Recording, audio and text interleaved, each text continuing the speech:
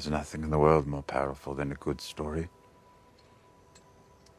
Once upon a time, Game of Thrones ruled TV, weaving complex plots and unforgettable characters.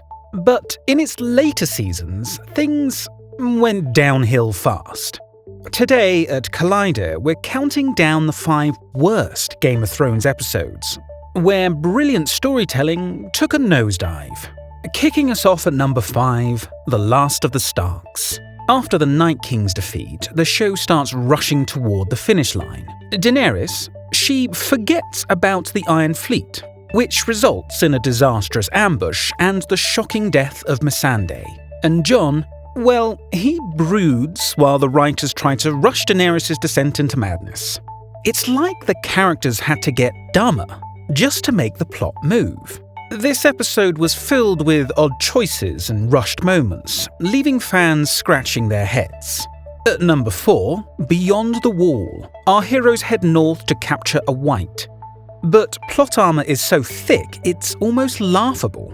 From zombie polar bears to a frozen lake battle that should have been deadly, the whole thing feels like a video game quest gone wrong.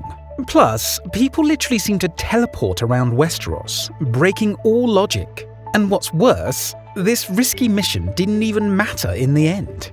At number 3, The Long Night. The epic showdown between the living and the dead. Except you couldn't really see it. The lighting was so bad, fans thought their TVs were broken. And after hyping up the Night King as the ultimate villain, Arya swoops in for the kill out of nowhere, leaving prophecies and expectations in the dust. It's not the shocking twist we needed, it's the one we got, and fans were not impressed. Just missing the top, or bottom at number 2, The Bells.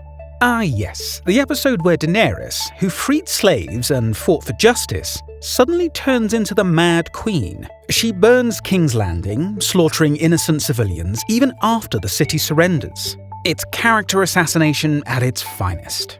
And the worst episode of all? The Iron Throne. The series finale that disappointed almost everyone. Daenerys' arc ends abruptly.